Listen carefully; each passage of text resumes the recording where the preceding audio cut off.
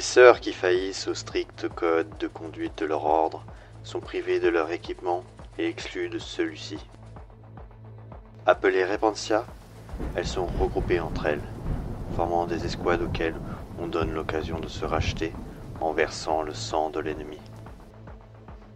Les sœurs Repentia chargent à travers le champ de bataille en hurlant des prières. Au fond de son cœur, chacune de ces guerrières sait qu'elle a failli auprès de ses sœurs, de son ordre et de son empereur. Elle sait qu'elle ne vit plus que pour massacrer les adversaires de la foi, ou pour mourir en essayant. C'est pourquoi elle se précipite au cœur du combat, sans se soucier de sa propre sécurité. Lorsqu'elle atteint l'ennemi, elle brandit son Eviscerator, une énorme lame tronçonneuse qui lui a été confiée comme outil de pénitence, et l'abat avec fureur indicible.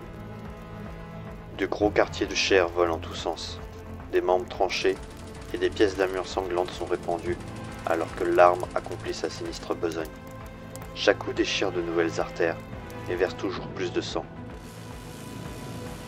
Chaque nouvelle victime, la Repentia sent le regard plein de commisération de l'empereur se poser sur elle. Les sœurs de tous les ordres peuvent devenir Repentia. Elles sont exclues de leur ordre et confiées à un ordre militant, où elles subissent un reconditionnement physique et spirituel implacable. Lorsque l'ordre qui les a accueillis se rend à la guerre, les sœurs Repentia sont généralement placées à l'avant de la ligne de bataille. Il s'agit d'un privilège qu'on leur accorde afin qu'elles puissent être la première à massacrer l'adversaire. Il est possible qu'une Repentia se rachète en commettant une boucherie atroce. D'ailleurs, certaines des plus grandes championnes de l'Adepta Sororitas furent Repentia, comme Sainte Célestine, la Sainte vivante. Ces rares élus retrouvent grâce aux yeux de leurs sœurs, car elles prouvent que l'empereur peut pardonner leurs faiblesses passagères à ses servantes. Certaines sœurs vont même jusqu'à devenir volontaires, en exagérant leurs péchés. La tâche de guider les sœurs coupables revient à une Repentia supérieure. Ces sœurs expérimentées agissent comme des contre-maîtresses et mènent les sœurs Repentia au combat, tout en vérifiant qu'elles ne font pas de nouveau preuve de faiblesse. Beuglant des ordres et des accusations, la Repentia supérieure met à nu l'âme coupable de ses charges en récitant la liste de leurs péchés afin qu'elle trouve l'ardeur pour se racheter. Les deux fouets neuraux d'une Repentia supérieure sont tissés avec des fibres électrosynaptiques. Leur contact provoque une douleur aussi bien physique que mentale. Avant la bataille, chaque Repentia saisit à pleine main leur extrémité pour que la décharge qui en résulte les emplisse de douleur. L'agonie qui s'ensuit décuple leur sentiment de culpabilité, mais c'est une nécessité si elle veut un jour trouver l'absolution. Emplie de honte et de désespoir, la Repentia peut alors se jeter sur l'ennemi, afin de tenter de prouver à la Repentia supérieure que son acte de pénitence est sincère.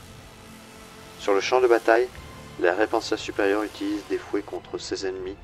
Elle trace des sillons de douleur dans les airs, frappant adroitement la moindre parcelle de chair exposée. L'extrémité du fouet est même capable de fendre une armure. Les hérétiques tombent au sol en hurlant, parcourus de spasmes incontrôlables. En dehors de l'hérésie, il n'y a pas plus grand péché pour une Repentia que de fuir le champ de bataille. Ces dernières doivent chercher la rédemption au combat.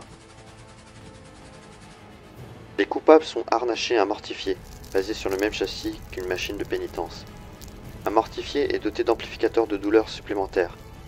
Des rivets plantés dans les os de la Repentia l'empêchent de bouger et même de supplier qu'on l'achève. Alors que le capuchon placé sur sa tête la rend sourde aux paroles pieuses prononcées en sa présence, les mortifiés sont placés à l'avant de la ligne de bataille et plongés dans un état frénétique à cause des souffrances partagées de leurs pilotes. Ils s'élancent alors en tirant des langues de feu et des slaves de bolt, puis se fraient un chemin sanglant à travers l'adversaire sitôt qu'ils atteignent ses positions. La joie qui devrait être ressentie à la vue des hérétiques déchiquetés est refusée aux Repentia, car elles ne peuvent plus ressentir qu'une souffrance infinie. Leur seul espoir de mettre un terme à ce supplice réside dans l'oubli de la mort. Malgré tout, même quand un mortifié a subi tellement de dégâts que la pilote sent sa mort approcher, la douleur induite par la pensée qu'elle va périr sans avoir trouvé la rédemption provoque des spasmes violents chez la machine, qu'ils se lancent alors dans une ultime orgie de destruction. Quant aux Repentia qui ont non seulement fui le combat, mais qui ont en plus trahi leur sœur, un châtiment pire encore les attend. Après avoir été reliées au système de leur mortifié, elles sont enfermées dans un sarcophage en adamantine. Ce dernier les protège des tirs et des coups, ce qui retarde d'autant leur mort. Appelées Anchorites, les sœurs enfermées derrière les masques de métal impassibles de ces engins sont obligées d'affronter leurs tourments et leurs douleurs dans l'isolement et une obscurité totale, et ce, pendant des années, voire des décennies.